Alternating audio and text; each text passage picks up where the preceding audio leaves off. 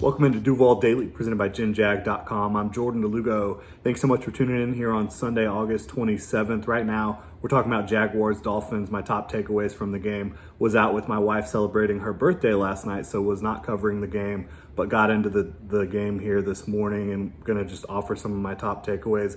Obviously, you hate to see the game ending the way it did. You hope that Wood Davis is okay and, wishing him a speedy recovery, obviously. But looking at the game, offensively, the Jaguars, they were able to put up a lot of points. 31-18 victory.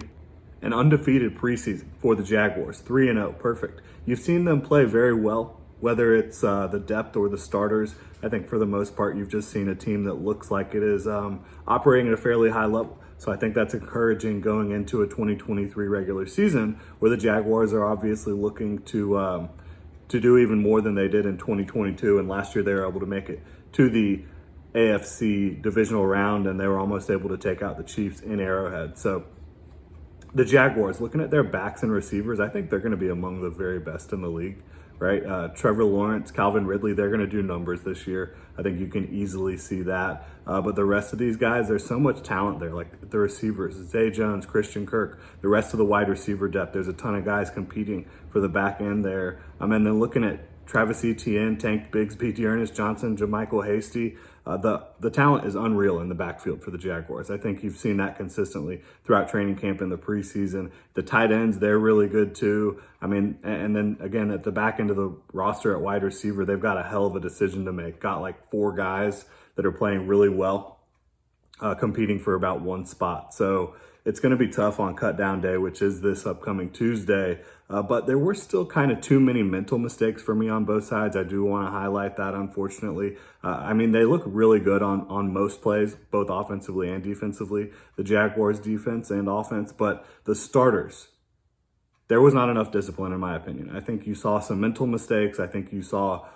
some missed assignments, some blown coverages on the defensive side of the ball as well. And the offense, they should have put up 14 points. The starting offense did. You had the Tank Bigsby fumble, which I do think he'll be able to get cleaned up. I mean, the guy played great other than that. Like I said, they're executing at a high level on most plays, but some of these plays that they're not executing on, you're seeing some really unfortunate mistakes for the Jags. The fumble, the busted coverage against Tyreek Hill, the big outside zone run that you saw them give up to Ahmed. So I just think that there's some things you want to get cleaned up still. Love to see out there at wide receiver, Elijah Cook, Seth Williams, both making a lot of big plays for the Jaguars. I think they're 2 of those players that are competing for the back end of the roster. Tim Jones did not have a perfect game by any stretch, but he had a perfect play. There's no doubt about that. The 74-yard house call for Tim Jones from CJ Beathard absolutely roasted his man on a double move, got upfield, off to the races. You saw Luke Farrell getting some run early on and getting targeted in the offense. And I think it's easy to forget, like,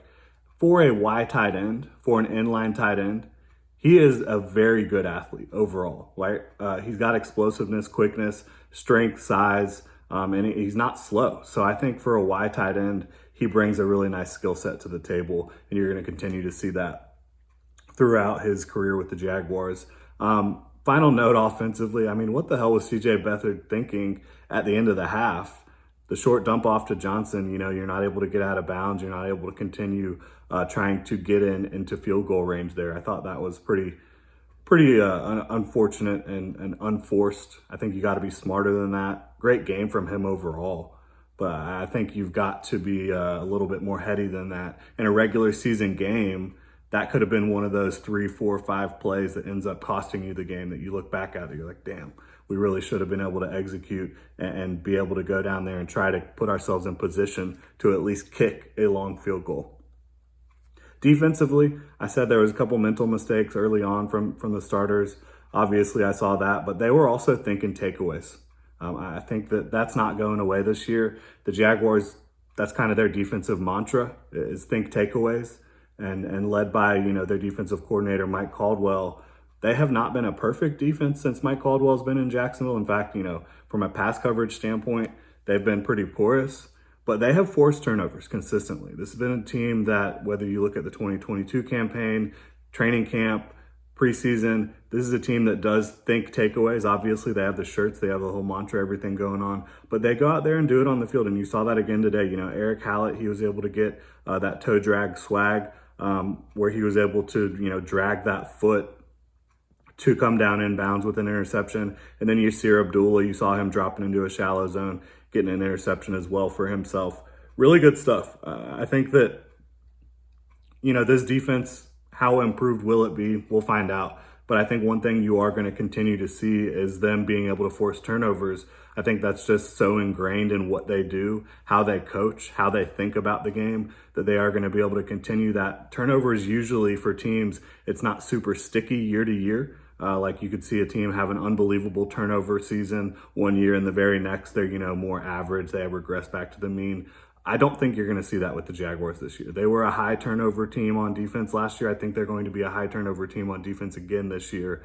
And will they be more consistent in pass coverage? I think that's one of the bigger questions. Will they be more consistent in being able to get after the quarterback with their pass rush? That's a big question. But I do think they will force turnovers. And I think this offense is going to help them force turnovers because the offense is going to put them in positions where they can pin their ears back and just feel confident that they don't have to be perfect. But if they can go force a turnover, get the ball back to their offense, that they're going to get into the end zone. I mentioned Yasir Abdullah got that interception. I think both he and Jordan Smith are better than K'Lavon Chaisson right now. And I don't, for a lot of people are like, yeah, K'Lavon's not very good.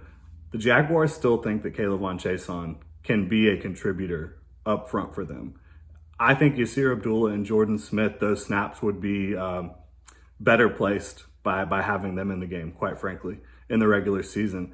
I think Yasir Abdullah has so much upside with his speed and athleticism that he brings to the field. And again, his ability to be a change-up for the Jaguars defense. He's smaller, he's faster than a lot of these big edge players that they have. And then Jordan Smith, I think he's showing a little bit of a pass rush arsenal, the ability to win outside, to win inside, to use his hands and set up offensive tackles. I think you're starting to see him turn it on a little bit in year 3, right?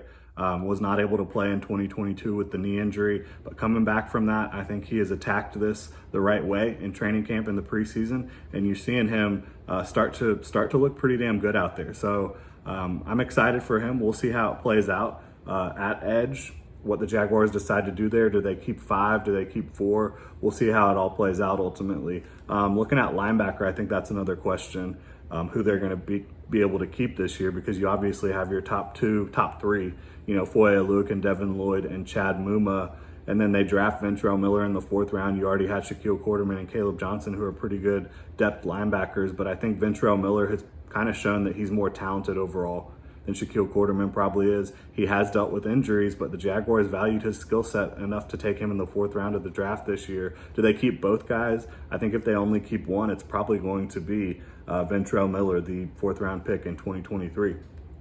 But special teams, overall pretty good stuff. But coverage teams, I talked about it last week after the game. I talked about it this week.